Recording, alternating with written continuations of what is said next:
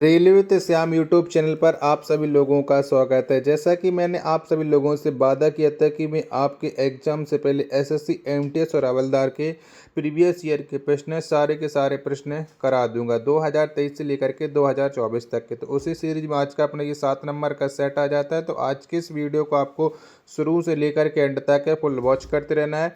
आज की वीडियो और आज का ये कंटेंट अगर आपको पसंद आए तो प्लीज़ इस वीडियो को अपने दोस्तों के पास ज़्यादा से ज़्यादा शेयर कीजिएगा, जिससे वो भी लोग हमारे साथ जुड़ पाएँ और जो मैं प्रैक्टिस सेट करा रहा हूँ वो भी प्रैक्टिस सेट करें और एमटीएस और हवलदार में अपना सिलेक्शन पक्का कर पाए। तो आज की इस वीडियो को अपने दोस्तों के पास भी शेयर कीजिएगा और चैनल को अभी तक आप लोगों ने सब्सक्राइब नहीं कर पाया तो चैनल को आप लोग जरूर सब्सक्राइब कर लीजिएगा। तो चलिएगा फिर शुरू करते हैं आज का अपना सेट। तो पहला प्रश्न आ जाता है कि संगमरमर का रासायनिक नाम क्या है। तो बताओ कौन सा है संगमरमर का रासायनिक नाम। पहले प्रश्न का राइट आंसर क्या हो जाएगा। तो सोडियम हाइड्रोक्साइड हो जाता है संगमरमर का रासायनिक नाम। पहले प्रश्न का चौथा ऑप्शन देने वालों का राइट आंसर हो जाएगा।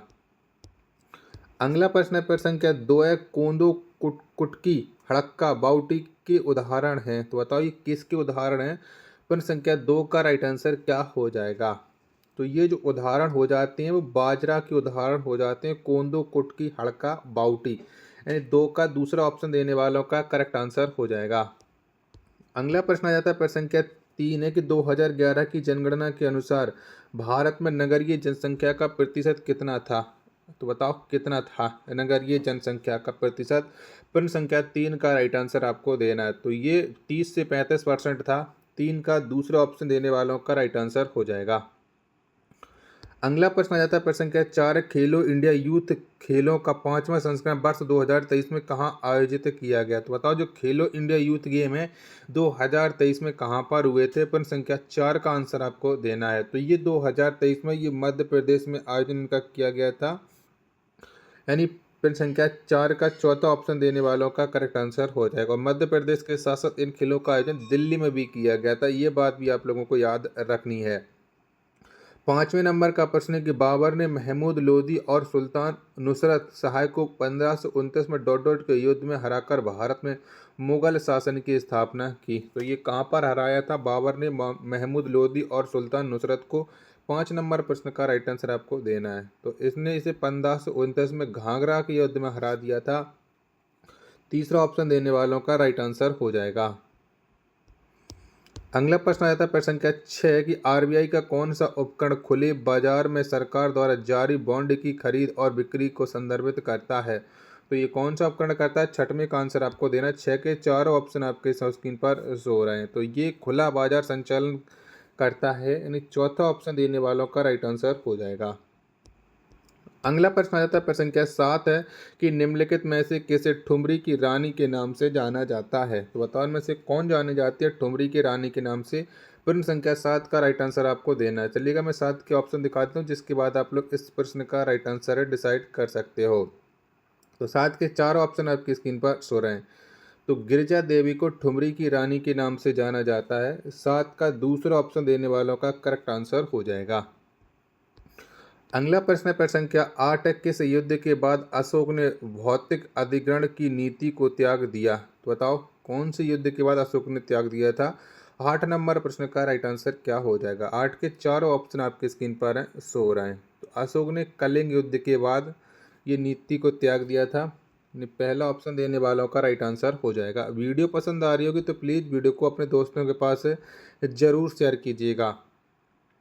9 नंबर का प्रश्न आ जाता है कि निम्नलिखित में से किस ग्रह को पृथ्वी का जुड़वा ग्रह भी कहा जाता है। तो बताओ कौन से ग्रह को कहते हैं। तो पृथ्वी के जुड़वा ग्रह के नाम से शुक्र को जाना जाता है, यानी 9 नंबर प्रश्न का दूसरा ऑप्शन देने वालों का राइट आंसर हो जाएगा। और सांझ के तारा के और भोर के तारा के नाम से भी शुक्र ग्रह को जाना जाता है, ये बात भी आप लोग याद रखिएगा। 10 नंबर का प्रश्न है आपके सामने कि निम्नलिखित में से किस रसायन का उपयोग विसंक्रमक के रूप में जल को शुद्ध करने के लिए किया जाता है। तो बताओ कौन से रसायन का करते हैं। 10 नंबर प्रश्न का राइट आंसर क्या हो जाएगा। तो इसके लिए टेफ्लॉन का प्रयोग किया जाता है। 10 का पहला ऑप्शन देने वालों का राइट आंसर हो जाएगा। अगला प्रश्न है प्रश्न संख्या 11 कि स्वामी विवेकानंद के आध्यात्मिक गुरु कौन थे। तो बताओ में से कौन हो जाएंगे स्वामी विवेकानंद के आध्यात्मिक गुरु। 11 नंबर प्रश्न का राइट आंसर क्या हो जाएगा। 11 के चारों ऑप्शन आपकी स्क्रीन पर शो हो रहे हैं, तो ये हो जाएंगे रामकृष्ण परमहंस। 11 का चौथा ऑप्शन देने वालों का राइट आंसर हो जाएगा। अगला प्रश्न आ जाता है प्रश्न संख्या 12 कि निम्नलिखित में से किसने सुल्तान जोहोर कप 2022 से जीता है? तो बताओ कौन से देश के द्वारा ये सुल्तान जोहोर कप 2022 से जीता गया। 12 नंबर प्रश्न का राइट आंसर क्या हो जाएगा? तो इस कप को जीता अपने प्यारे देश भारत ने।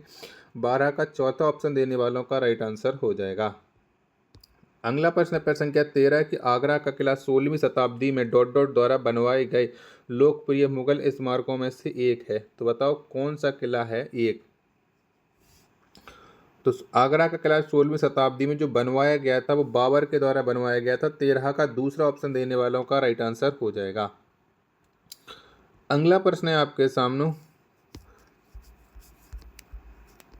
प्रश्न संख्या 14 की निम्नलिखित नृत्य शैलियों में से कौन सी मूल रूप से तमिलनाडु के मंदिरों में देवदासियों द्वारा की जाती थी और इसलिए इसे दासी अट्टम के नाम से भी जाना जाता है? तो कौन सी नृत्य शैली को दासी अट्टम के नाम से जानते हैं? 14 का आंसर आपको बताना है। 14 के चारों ऑप्शन आपकी स्क्रीन पर शो रहा है, तो ये भरतनाट्यम को जाना जाता है दासी अट्टम के नाम से। दूसरा ऑप्शन देने वालों का राइट आंसर हो जाएगा। नेक्स्ट प्रश्न है प्रश्न संख्या 15 के प्रधानमंत्री ग्रामोदय योजना वर्ष डॉट डॉट में शुरू की गई थी। तो बताओ ये योजना कब शुरू की गई थी? 15 नंबर प्रश्न का राइट आंसर क्या हो जाएगा? तो इस योजना की जो शुरुआत की गई थी वो 2000 में की गई थी, प्रधानमंत्री ग्रामोदय योजना की। 15 का पहला ऑप्शन देने वालों का राइट आंसर हो जाएगा। नेक्स्ट प्रश्न आ जाता है प्रश्न संख्या 16 है कि संविधान सभा का गठन कैबिनेट मिशन की सिफारिश पर किया गया था जिसने डॉट डॉट में भारत का दौरा किया था। तो बताओ कब किया था इसने कैबिनेट मिशन संविधान सभा गठन और इसने कब भारत का दौरा किया था? 16 नंबर प्रश्न का राइट आंसर क्या हो जाएगा? तो ये जिसका जो दौरा किया गया था वो दौरा 1946 में किया गया था। 16 का चौथा ऑप्शन देने वालों का राइट आंसर हो जाएगा।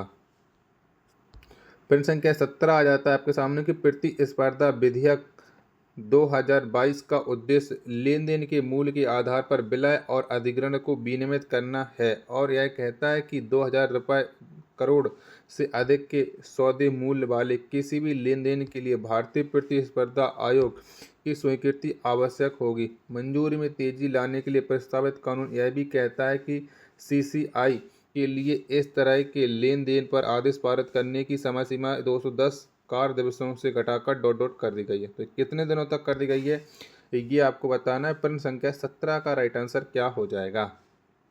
तो ये अवधि 210 से घटा करके 150 कर दी गई है। ऑप्शन संख्या 4 देने वालों का राइट आंसर हो जाएगा।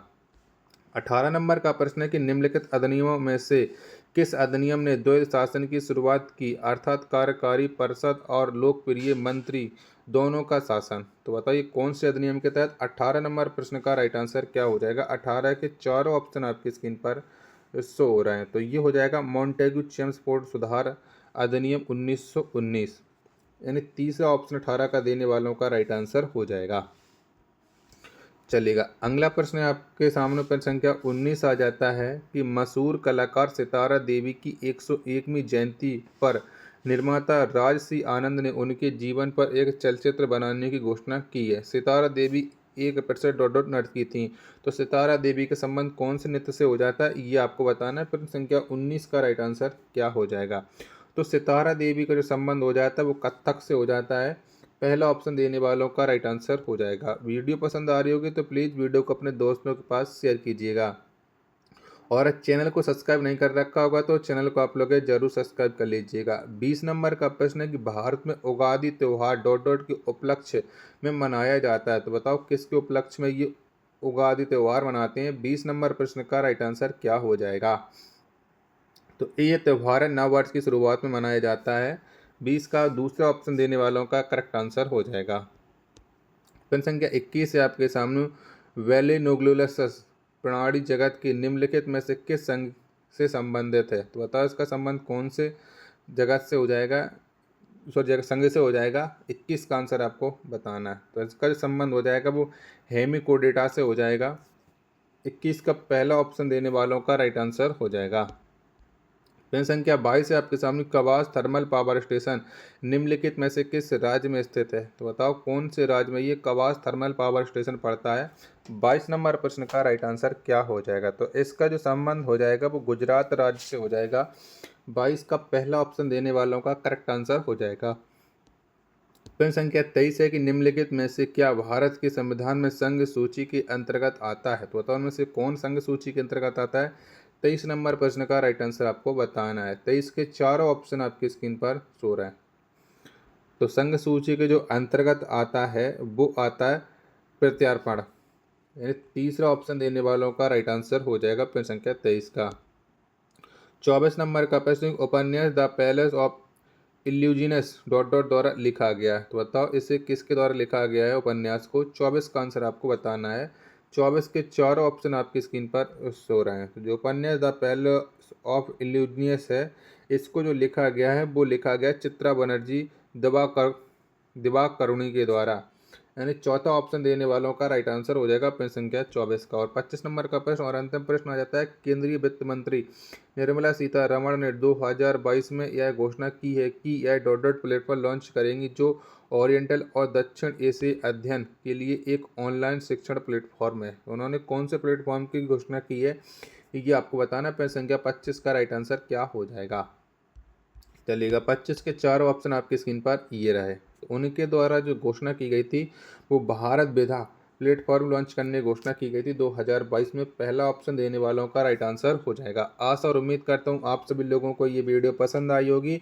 तो प्लीज़ इस वीडियो को लाइक और चैनल को आप लोगों को सब्सक्राइब करना बिल्कुल ना भूलें। मिलते को नेक्स्ट वीडियो के साथ, तब तक के लिए धन्यवाद। जय हिंद, वंदे मातरम।